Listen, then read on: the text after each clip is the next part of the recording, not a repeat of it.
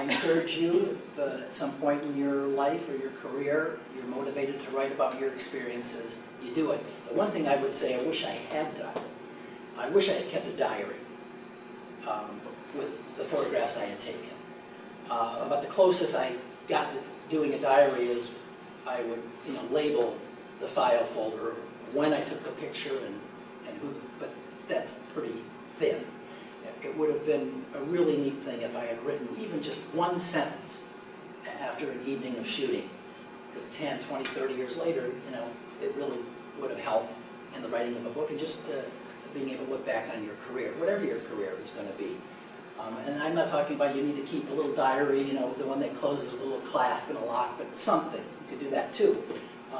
That's what I would encourage you to do, is keep some good notes on important things that you experienced in your career. Now, we'll move on to the prints. By the way, did this picture, did everybody get a chance to hold this picture and see it? Should I pass it around again? Who knows who this is? Does anybody know who this is? From here, it looks like Jerry Garcia. It is Jerry Garcia. Do you all know the band The Grateful Dead? Okay. So Jerry Garcia was in The Grateful Dead, and this is a picture I took of Jerry Garcia many moons ago. And I photographed The Grateful Dead many times, and I'm going to show you a couple pictures that relate to that. These pictures are all in the book, and I also sell them on my website. That's how I make a living. Everybody's got to make a living. But this gives you an opportunity very quickly to see the pictures that I'm featuring this last year or two, mostly my concert photography. I won't just name them, you can see them. Here's the oldest person I ever photographed, Cab Calloway. How many of you, raise your hand if you ever saw the movie The Blues Brothers? Okay. Well, Cab Calloway was in The Blues Brothers. And as I looked through this didn't happen until after I finished my book. I'm flipping through James Brown, Cab Calloway. Actually, Aretha Franklin's not in the book, but I photographed her. A lot of people in my book were in the Blues Brothers, because John Lee Hooker is in the book, and he was in the Blues Brothers. And of course, Dan Aykroyd and John Belushi loved and adored the great blues players. And of course, they made a great comedy out of that movie. But Cab Calloway was a major force, and I think he was in his 80s when I photographed him, and he'd be well over 100 if he were alive today. Let's see here. What else do we got to go? Now, one of my favorite bands when I was growing up was Led Zeppelin. Do we have Led Zeppelin fans in the house? And of course, now who was the guitar player in Led Zeppelin?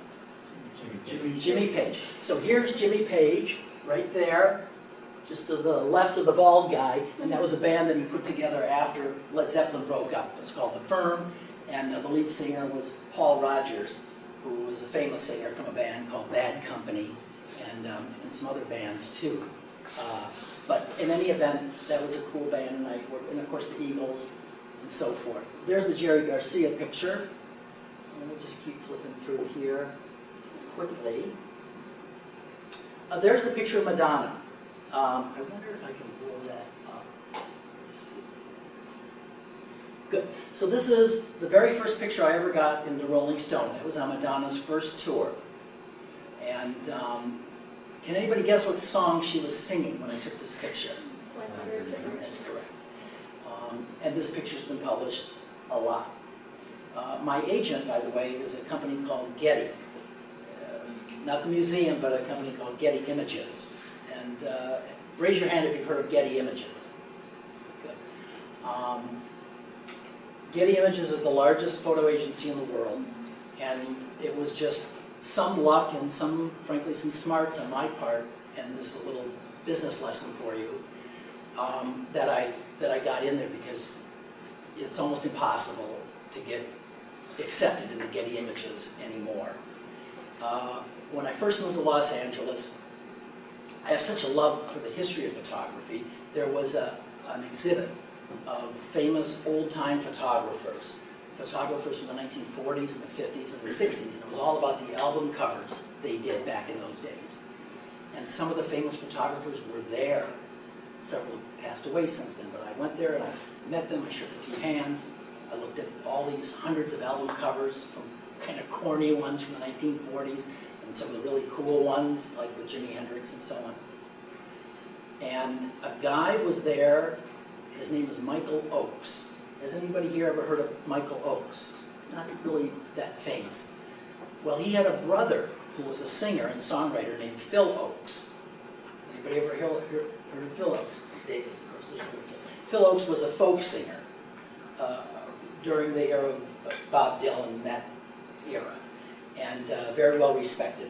Well, he had a brother, and the brother loved photography and show business, and the brother met a lot of photographers, and he found out, and this is in the 1960s, in the 1960s and into the 70s, and they realized that a lot of these old-time photographers weren't making a living, they weren't making any money on all these wonderful photographs that they had taken for many years before, and he helped them.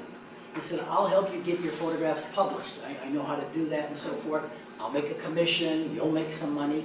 And he started to do that. And he became pretty successful at it. And then he realized, wait a minute, there's a bunch of photographs floating around that I don't even know who the photographer is, but somehow he figured out how to get those pictures published, and he was able to make money on all kinds of photographs. And he built a huge archive called the Michael Oakes Archive. And if you flip through old copies of Rolling Stone, and particularly any music magazine, you'll see Michael Oakes Archive, and frequently in the name of the photographer also. So there was Michael Oakes at this thing that I just decided I should go to this exhibit. Maybe I'll have fun and maybe I'll make a business connection, and boy did I make a business connection. I told Michael Oakes that I'd seen his name since I was a kid in all these magazines, and that I was an aspiring rock and roll photographer, and he said, come over to my studio, and I went over to his studio, and something really neat happened. His collection was mostly black and white photographs from the 1940s, 50s, and 60s, and 70s. And I started in the 1980s. He didn't have that. In the 1990s, I had photos in the 2000s. So I had a bunch of stuff he didn't have. So it fit perfect, and he signed me up. And within 1 year, after being in the business, he'd been in that business for 25 years, he sold his whole company to the biggest agency in the world. And I got folded in with Getty that way. So that was very good that I went to that art exhibit. And so now when you see one of my pictures in a magazine, or if you watch, how many watch Ellen on television? Anybody ever watch Ellen? Any of those shows, they'll have a famous person on, and they'll have pictures, behind them like this. And a bunch of my pictures end up on TV, and I get a little check. At the end of the year, it adds up pretty nicely, but each individual one isn't too big. But the other thing that's helped is now my photos end up sometimes as e-blasts for news. And so the internet has really helped me. Now, when I look at my statement from Getty, sometimes I get pennies. And sometimes it makes me mad. But when you look at the very bottom, and it adds up all the pennies sold all over the world of my photographs being published here and there, it reminds me I'm in a new age. We're obviously all in the digital age, the age of the internet, and we have to adjust in our point of view and thinking to the new age. Well, okay, let's move on from here. Flip through here. Here's both sides of Dolly Parton. A little humor there on my part. Let's see.